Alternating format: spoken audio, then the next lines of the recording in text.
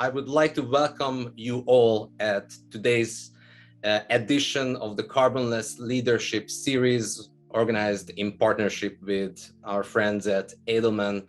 And it is an absolute pleasure to have an amazing group of people here, amazing group of people amongst the speakers. And also I looked at the participants, good friends, partners, colleagues, and also people that I do not know.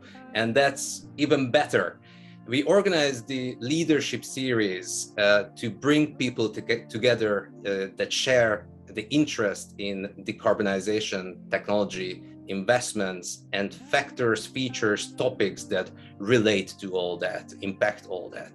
And today we will be covering two topics that we are interested in, and we believe others are interested in as well. We tend to cover topics that we feel that not enough conversations are happening about. And today we will discuss the impact of the war in Ukraine on energy transition and decarbonization, as well as we will talk about India and India's net zero decarbonization commitment, which was one of the big positive surprises of last year around COP26. But since then, very little have been talked about that topic, which is one of the greatest opportunities we feel in the process of decarbonization. So we will be bringing a couple of people together from the ground to share their insights and share with us and with you all what is happening, what is expected. This is not an event for an event's sake. This is a conversation we would be having anyway. We are just inviting others to join our extended living room and be part of the conversation. The only limitation here is time. We can go on all night, so we have 2 times 40 minutes dedicated to the two topics. I will be very strict as usual on the timing. We don't like boring events, and boring events only happen when monologues get too long. So we discussed already with my fellow panelists that everyone will get only 2 minutes for each statement, each insight, and then we will move on to the next question. For everyone else, please use the Q&A and the chat function in the bottom to share your insights, share your thoughts, your links, whatever you have to share, and also ask questions. We will do our very best to bring that online. I have the pleasure to moderate the first panel, and I will pass to my dear friend Chee from Edelman to moderate and facilitate the second discussion. I will kick off by introducing myself, and then I will invite my fellow panelists to introduce themselves, and off we go. Before that, I would like to make a statement and underline that this is an apolitical conversation and dialogue.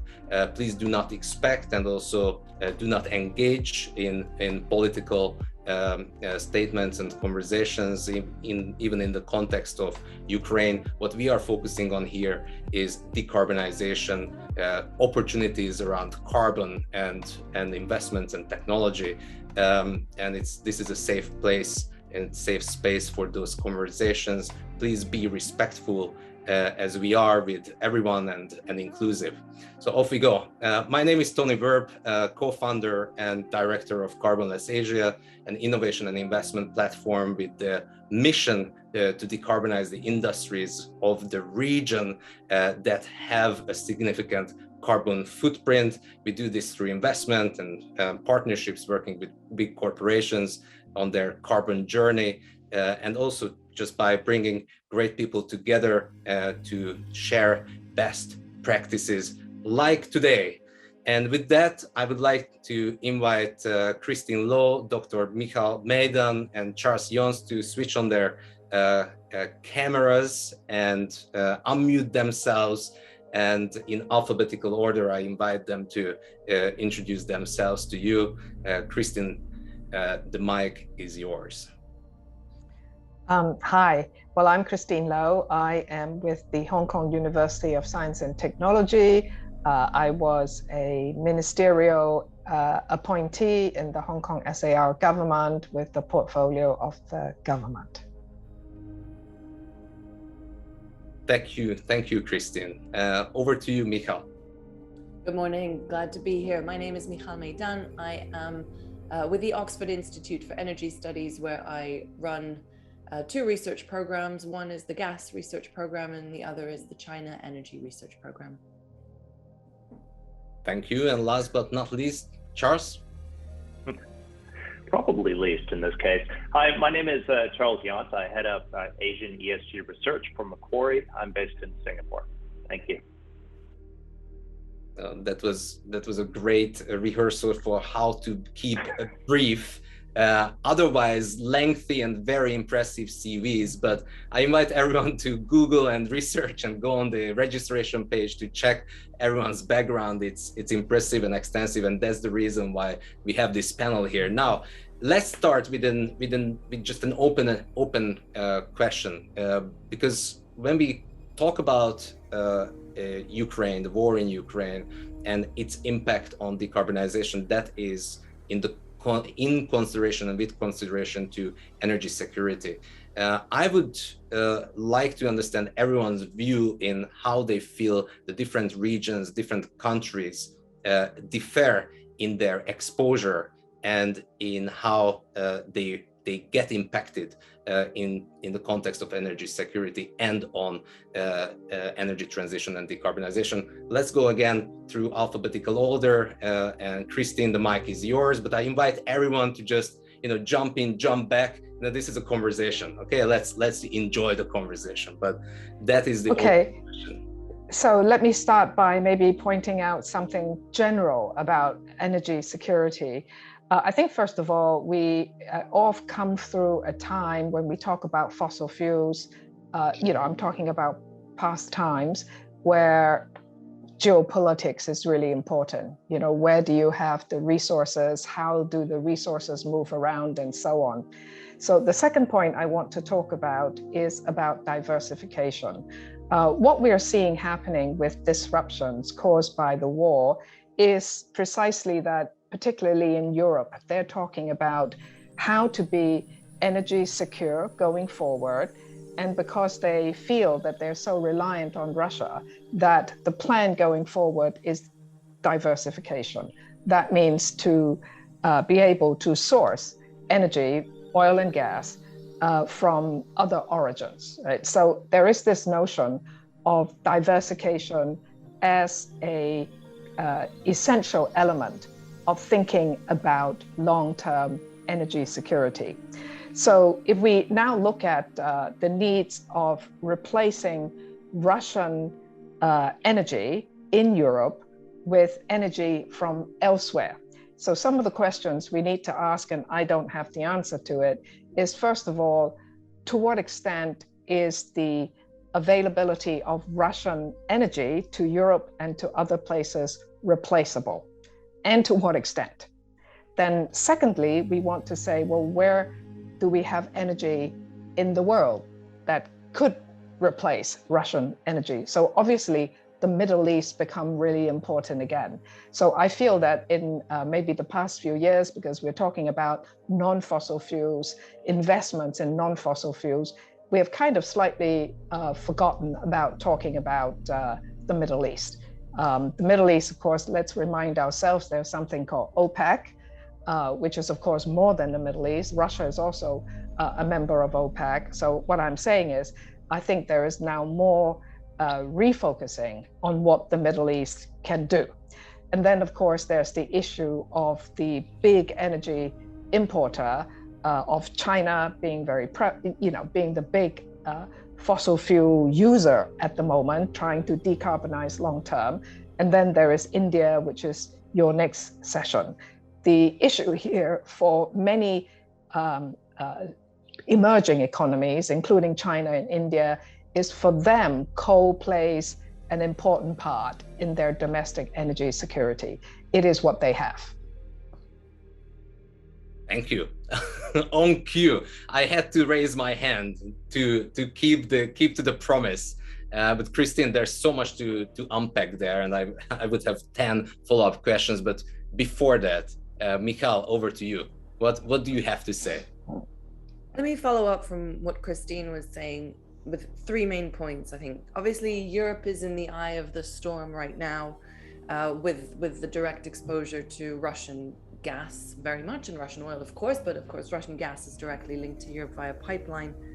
Now, Russian gas was going to underpin Europe's energy transition, with the availability of that gas basically taken as a given through 2030, when Europe was going to start and gradually reduce its reliance on gas. Now it's become a scramble for any other kind of gas other than Russian gas. And that sets off, of course, unintended consequences around the world, because the availability of alternative gas is not that easy, right? It's not just the click of a fingers and new supplies come online. There's a time element. And so with Europe's search for LNG globally, there are ripple effects, and those are of course being felt in Asia. Now, the depth and the breadth of impact in Asia is different, not just because of the exposure to Russian commodities and global commodities, right? It differs if a country uses more coal or more gas or more oil, but there's a macro context that matters. China right now is in lockdowns, the economy is relatively weak, and to be honest, we don't know the extent of sort of true or normal energy demand if it wasn't in these lockdowns. India, on the other hand, is in a very strong post-COVID recovery and scramble for any kind of resources. So obviously prices matter in the global market right now, but there is the kind of context of the macroeconomic outlook. But for all of these countries, inflationary pressure is a concern, supply security is a concern, and therefore for me, there's a concern that coal is the easy response. And we're seeing that in many countries in Europe as well. Again, especially as gas markets are tight. There seems to be now a consensus that the kind of short-term impact of the war in Ukraine is a return to coal, a sort of slowdown in decarbonization efforts, but that actually in the medium and long term, higher prices will enable a switch and an accelerated energy transition. I think we have to be careful about being complacent and taking that as an assumption, because my third point is obviously that time matters, right? The time that decision makers are able now to devote to thinking about future policies, I think is quite limited. And also the lead time that it takes to develop new resources, new supplies, and new infrastructure can also be rather long. So let me stop there, and I look forward to other comments and to continue the conversation. Wow, Michal, this was exactly 2 minutes. So I'm very, very impressed with you as well. And we'll follow up with some of your points, but I will pass the mic to Charles for his opening statement. Good. Thank you very much, Tony. Yeah, so certainly I agree with both Christine and Michal. Let's see, a few things to add. I mean, one, just an oversimplification would be that the biggest immediate impact I've seen, at least across Asia, is that with Europe now scrambling to get their hands on any LNG that they can actually use, prices, of course, have ratcheted up dramatically. I mean, if we look at Japan, LNG prices, and Michelle will have better data than myself, but I believe we're at about 2x now, $20 per MMBTU versus last year. Now, these kind of prices naturally do drive more coal. Yeah, that's naturally going to be the case, particularly where you do have domestic supply, as is the case in China or Indonesia. But again, in Japan or in Korea or in Taiwan, you don't have so much domestic coal supply, and coal prices on the seaborne market are also extremely high. So that's where we do have this ramp up again, or at least certainly the rhetoric around nuclear, and where also you go back to the longer term implications for this desire to have a secure domestic source of power where renewables really do come into their own, at least the rhetoric, but it's not going to happen on its own. And yes, I would certainly agree, we can't be too complacent about that. But that would be the biggest kind of immediate impact that we've seen. And there's a lot more to talk about there. One other point, though, is that all of this is happening against a backdrop of energy prices, as we should all know, that were massively inflated already as of last year. I mean, we're going through this expansionary energy price situation and shortage in China that has already led to coal mines capacity, new capacity that's in development that is equal to the total coal capacity of Indonesia, almost. So we're already, the backdrop cannot be forgotten as we discuss what's happening in Ukraine and how that's impacting the energy transition in Asia.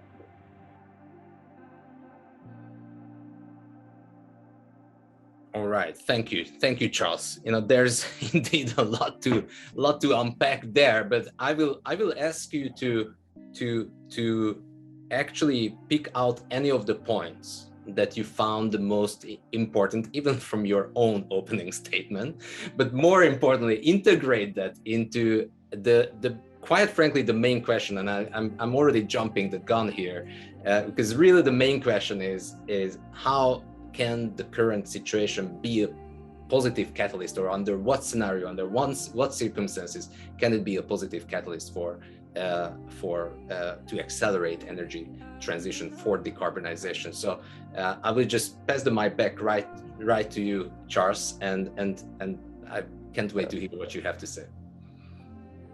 Oh, thank you. So yeah, there are a lot of ways in which it can be a positive catalyst. Despite all of the horrible things that are going on, of course.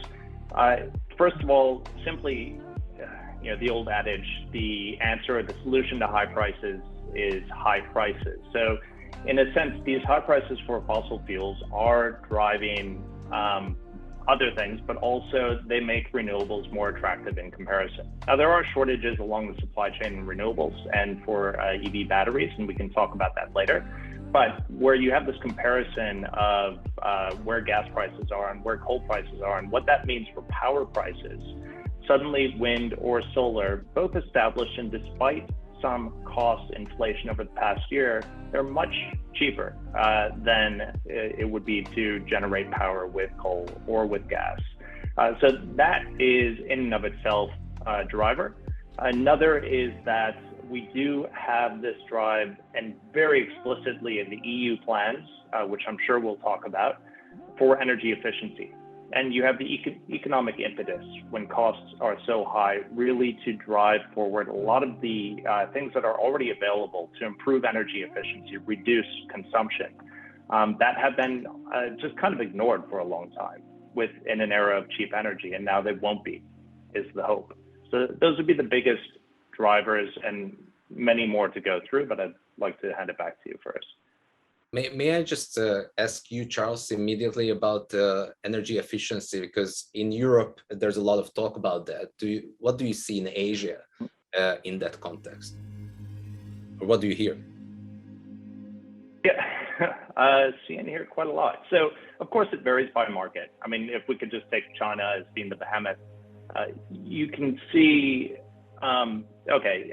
most significantly, and I believe the other two speakers here, and probably yourself as well, Tony, will have other examples, but we can see through the building codes, or the requirement to build green buildings, so for new build, is coming into place by 2025. Any new government building in China will need to be sort of like a LEED certified, or the equivalent in China. And that's one way in which you could see this. You could also see, I'm sitting in Singapore, already these kind of requirements are in place. Christine will know everything there is to know about what Hong Kong has done, and likely China, in terms of building energy efficiency. There's a lot of low-hanging fruit there. So that's something we see. Also, if we do consider this shortage of gas to be something that will be a bit longer term, and we think about heating, the possibility and the potential for heat pumps, many of which are produced, of course, in China and elsewhere, but especially large producers in China, we could see a drive there, although I haven't really seen any clear initiatives yet. Thank you. Mikhail, let's if you have anything to say about energy efficiency and trends and discussions on that front anywhere in the world, please share, but also cover, please, the core question: how can this otherwise horrible situation be a positive catalyst for an energy transition? I think, as we're seeing, right, markets optimize. Markets do what markets do best. When price signals operate, then they find solutions. And I think they work sort of in the sense of efficiencies, and to a certain degree, potentially demand destruction. As Charles discussed, the kind of relative affordability of renewables definitely increases. they also spur new investments in fossil fuels, as well as in renewables and other sources. But they do generate and create incentives to, we're seeing it in coal in China, we're seeing it in potentially new FIDs in gas, and certainly in more discussions about the need for investments in the upstream and oil. Policies and guidance need to really go down to greater depth rather than wishful thinking. Even the EU policies that talk about, right, everything that Europe can do to get away from Russian gas, it's wishful thinking if there aren't sort of policies that help the market get there. Because, you know, heat pumps, they are a great solution, but they're expensive, right? If you want to install a heat pump, at least in Europe, there is a whole, again, first of all, there's the cost, and then there's kind of a whole infrastructure that needs to come in around it. Now, countries like China actually could be there. It could be a great solution because China does have the ability to mandate resources centrally, to move resources and to get things done. In Europe, it's obviously slightly messier. So what I would say really is kind of the key point here is markets work, but arguably they need some incentives and sort of some guidance from governance and from policy. Now, then it's easy for corporates and for investment banks to fall into that and say, but actually we don't have clear government guidance, and we'll invest again because the market optimizes. So I think there should also be a greater degree of corporate responsibility and opportunities, as we're hearing in that response and in that area. Thank you. Yeah. As I'm passing the mic. I'd love to follow up. To follow up on Michelle and Charles. You know, we're going through a revolution, and there are a number of different revolutions we have to go on, right? One is we want cleaner energy. One is we need to transition the current fossil fuel industry into its next phase. And, you know, Michelle talked about there are needs in the traditional energy infrastructure as well. Then government policy is really, really important because that is what gels all the things that Charles and Michelle talked about to happen soon. We all know that energy efficiency technologies and methods, they're well known and they are cheap, especially when energy is important. You know, we have all these ideas of the megawatts and so on. So energy efficiency is what the world should go into in a big way. We need enabling government policy. We need some kind of the industry and the users and so on coming together, because this only happens when people can cooperate and coordinate for it to speed up. But I just want to emphasize the point you always love, Tony, is, okay, what is it that we can do now? And, you know, do we know how to do it? Can we finance it? Energy efficiency is cheap and doable with technology now. Well, take it as a call to action, everyone in the audience. Okay, I do take it. So thanks for that, Christine. It was mentioned, and I will pass that back to you, Christine, this question, or maybe to even elaborate on that. Who will invest? Because there seemed to be an opportunity to kind of double down on the dirty and double down on the clean. Yes. There seems to be an argument for both.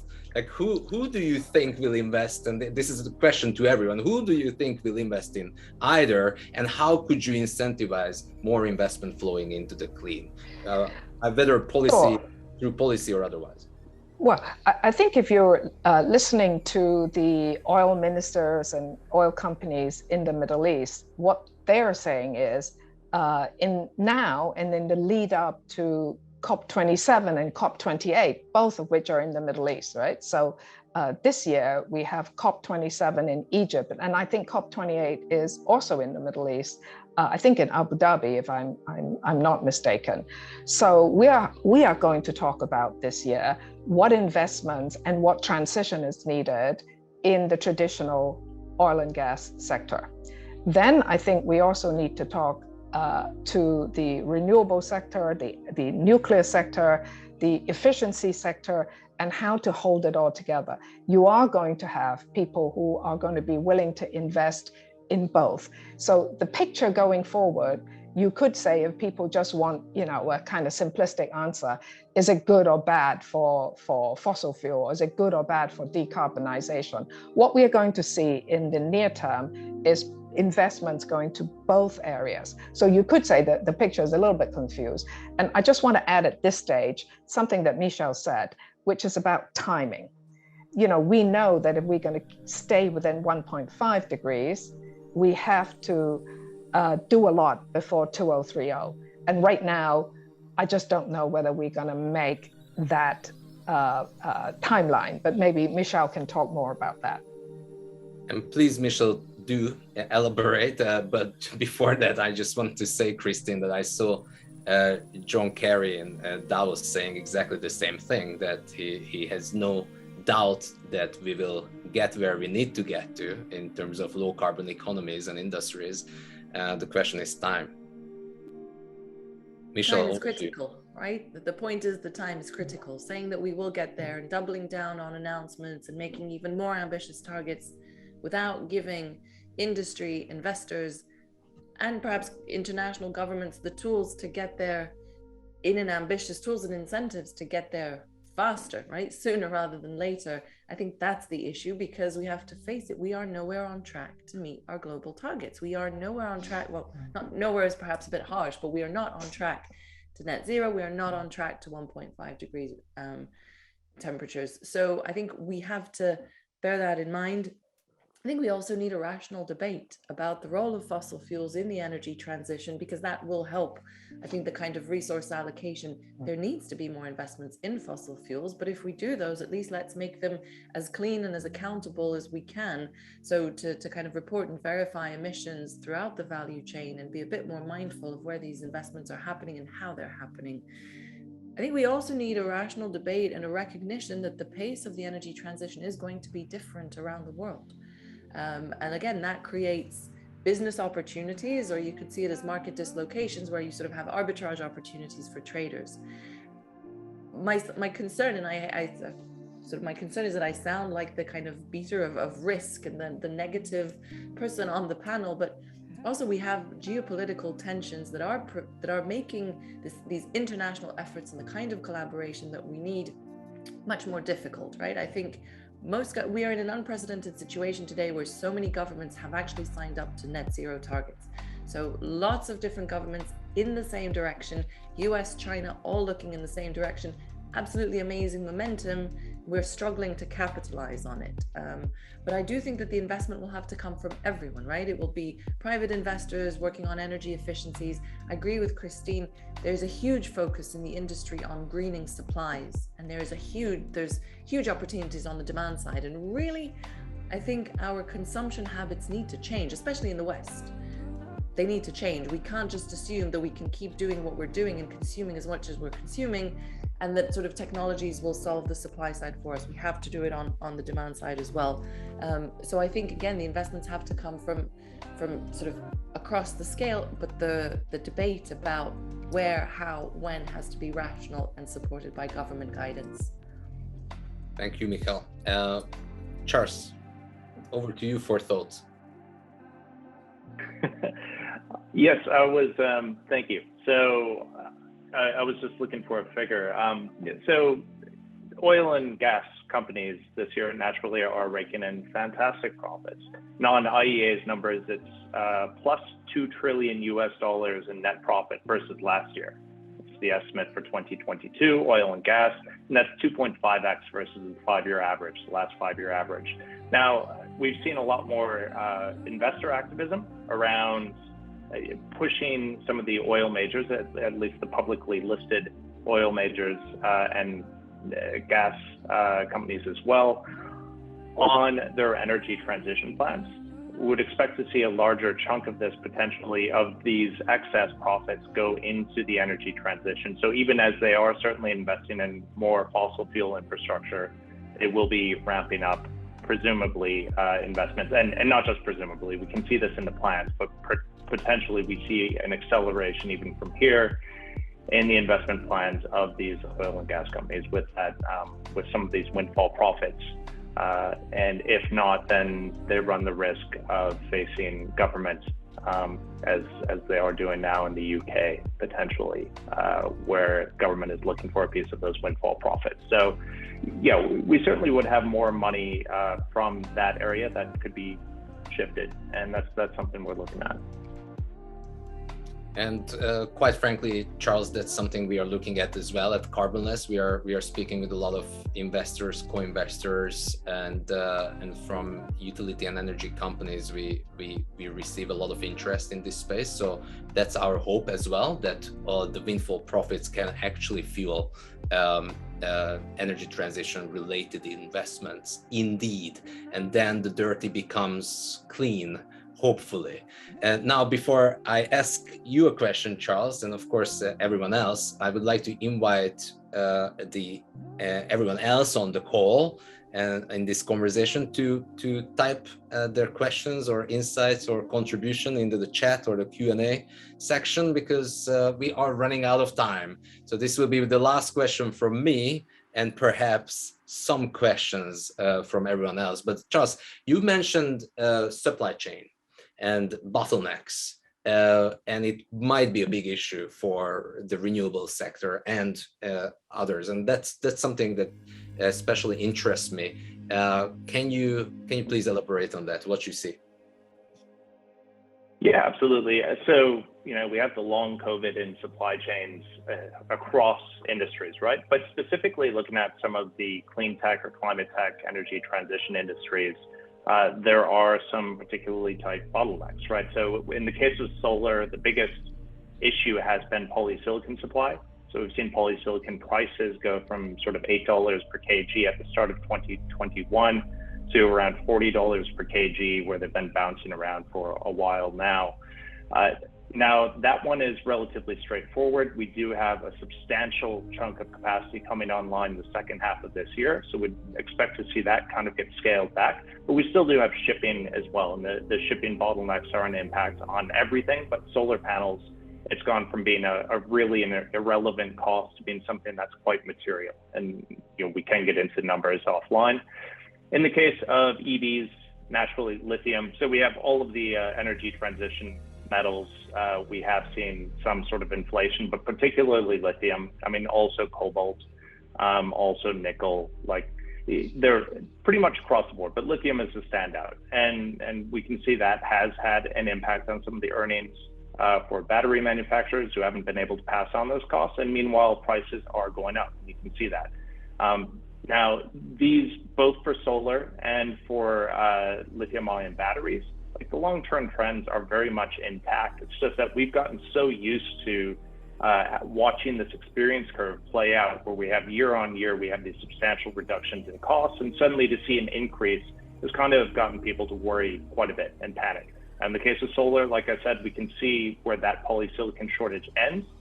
In the case of EV batteries and lithium in particular, it's not so clear cut, but in part that's driven by extremely strong demand. And we're seeing both of those markets, demand is coming in stronger than expected. We've seen estimates get raised throughout the year thus far this year for both. And we could go through individual markets. You'll go into detail on India, which might be a little bit shakier, but in the case of China, in the case of the EU, not in the case of the US. But globally, overall, we see these demand numbers continue to get ratcheted up. Now, the next thing, longer term, a bigger concern is that we do have some sort of, as the EU, you can see with the policies that have come out, or with the guidance that's come out in the EU last week, there is a push for domestic manufacturing or localized manufacturing for all of the, for solar panels, for wind turbines, which is more or less happening already, for batteries. And that is going to be a challenge. That is something we're really going to need to address over the next few years as well. But that's something I'm happy to come back to. Thank you. Let's come back to it, Charles, at a certain point. Michal, Christine, do you have anything to add to that on the supply chain side of things? I think if we sort of, again, take a step back, the short-term issues of supply chains, I think this has all been sort of a really important wake-up call, right? That, and again, I think politicians and policymakers need to have a very open discussion about the fact that the energy transition will be costly. But we are in a situation now, I fear, that both fossil fuels will be expensive for the next couple of years, and these materials for the energy transition will be expensive. It doesn't mean that we stop the energy transition, on the contrary. But people need to know, I think as Charles was saying, there's an expectation about cost curves, and that's not necessarily the trajectory. It still needs to happen. The other concern is geopolitics. And, I think in Europe, the sense is that it's Russia now and it will be China later. And, Europe is trying to reduce its reliance on Russian gas. And is it displacing that reliance on Russian gas with a reliance on Chinese made components for the energy transition? Now, I think supply security and energy security looks very different under the energy transition. Obviously, any shortfall is less immediate in terms of the impact. Not having cobalt or nickel or lithium does not impact your economy as immediately as an oil and gas shortage does. But all these discussions, all these debates, I think it's actually positive that they're coming to the fore now with a huge geopolitical shakeup. Because again, we need to think through these issues. And I think, supply chains will look different. The geopolitics around them will be different. We're just going to have to sort of, again, live with that world. And I think for us analysts, it will be lots of really interesting thinking and discussions that will go on over the next few years. I think I'll just comment that, these are geopolitics. It's a sort of non-market risk because Michelle talked about how markets are going to drive behavior, costs are going to drive behavior, which is all true. But the geopolitical risk of possibly greater deglobalization, the ideological and other conflicts between the US and China, these are really hard to predict if you're running a business. Which is why I said earlier on, and I agree with Michelle, that these conversations have to be flushed out. It'll be good that they take place. It'll be good if more people participate.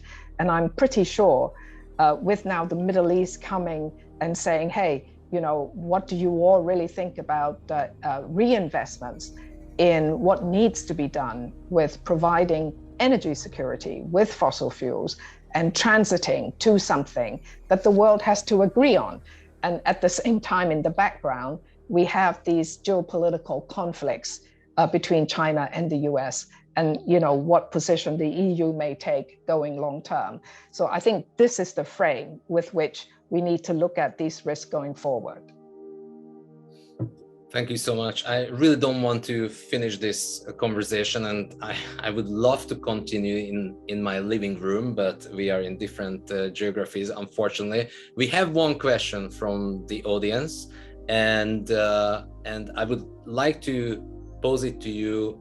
Give 1 minute to answer it and make your call to action or final statement. It will be a big challenge, but you make your pick. So the question is, with the West and most developed countries all focused on navigating their own energy challenges in light of Russia, Ukraine, can we expect these economies to support or help the developing markets in their net zero development goals? Question mark. And over to you, Christine.